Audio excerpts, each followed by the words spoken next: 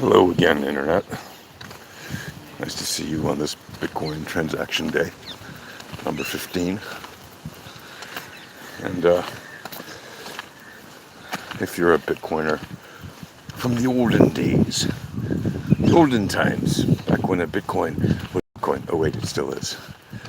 Back when a Bitcoin was less expensive than the electricity that was required to mine it. Oh wait, it still is. Um, Back in the olden days, when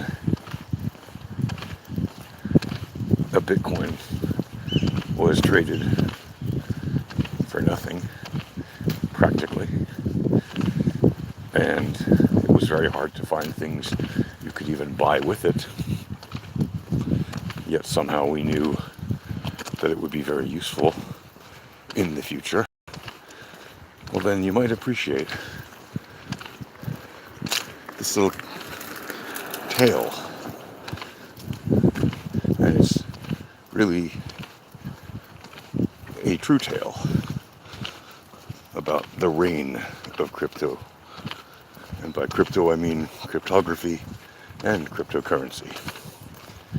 You see, cryptocurrency did not start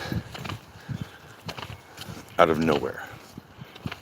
Cryptocurrency is an evolution of cryptography and the idea that it should be possible to be able to send cryptographically signed messages, in other words, encrypted messages, in a secure way back and forth between people. And that this should be something that could be done even electronically using cryptography and other technology, math to name one. Now, since the invention of Bitcoin, many people have begun to learn about cryptography and how it helps to create the basis for cryptocurrencies. Of course, cryptography has been around for a very, very long time.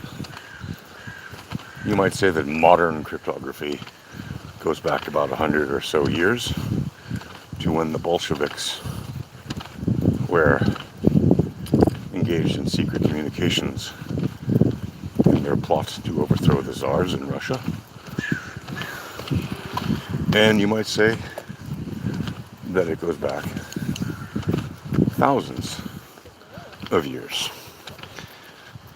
ever since early forms of human communications using languages as a means to communicate between members of tribes. Because language itself was once a cryptographic form of communications in its most rudimentary sense.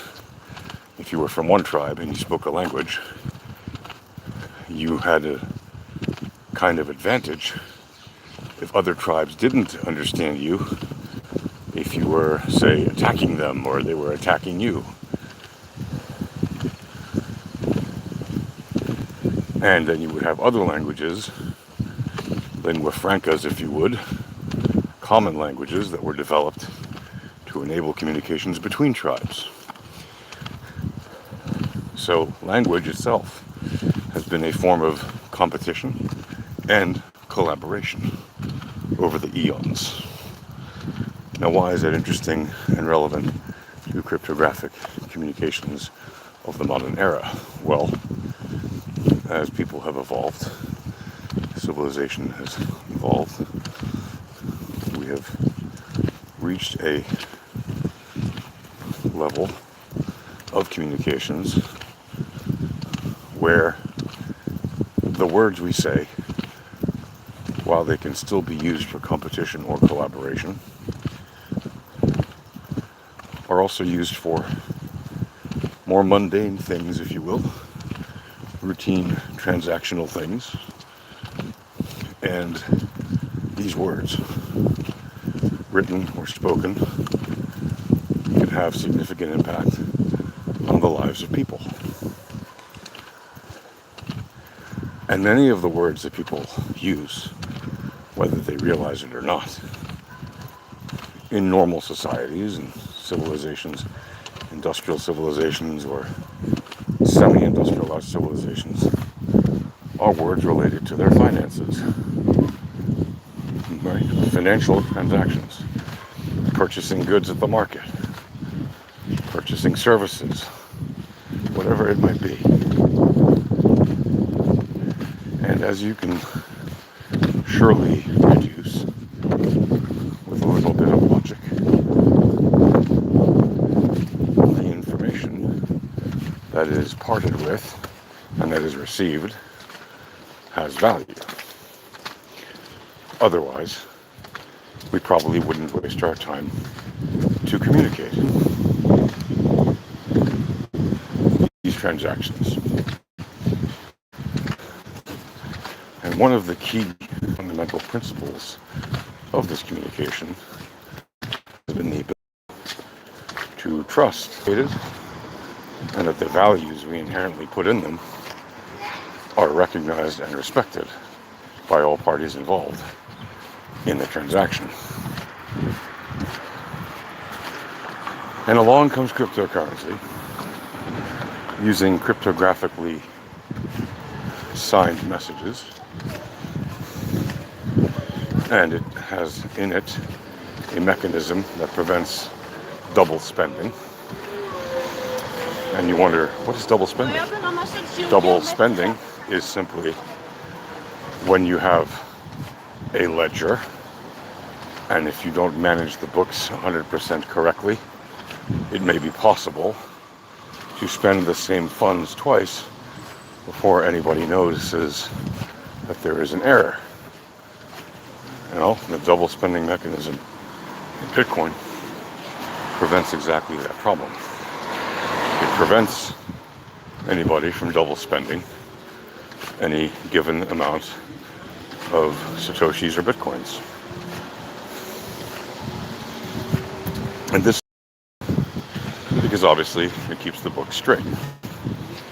An accurate ledger of all of the transactions dating all the way back to the very first transaction of Bitcoin. Some people say, well, what was the first transaction of Bitcoin? Technically, the first transaction in Bitcoin between two people was when Satoshi Nakamoto sent 10 Bitcoin to Hal Finney on this day, January 12th, back in 2009, 15 years ago. However, also technically, the actual first Bitcoin transaction is when Bitcoin, the network, gave 50 for the first time to one of Satoshi Nakamoto's wallets because his computer had mined a block. And back then the reward was 50 Bitcoins for every block you mined. And thus began actual transactions. So the actual Bitcoin network itself sent 50 Bitcoin to Satoshi's wallet, and to this day the network sends Bitcoin to people who earn the rewards of mining Bitcoin. Of course, now we've gone through several halvings, right? 2016, 2012, 2016, and 2020. So 3 halvings. And the 4th one is coming up this year in 2024, roughly in April, late April. So it is both interesting and compelling how and why this technology works. And it is very much comprehensible and demonstrable why, after the successful launch of the Bitcoin network 15 years ago, 15 years and 1 day ago, technically, when the network was running, um, we have seen a reign of cryptocurrencies. And I don't mean REIGN, because that has not happened yet, although it is technically happening slowly but surely as it becomes more widely adopted. But by reign, I mean a plethora of droplets of different kinds of cryptocurrencies and tokens.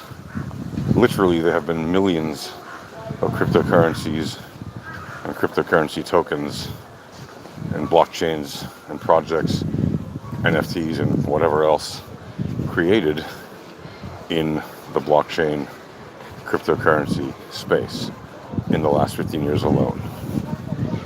So with that, I bid you adieu. Have a wonderful day. Happy cryptoing. Cheers.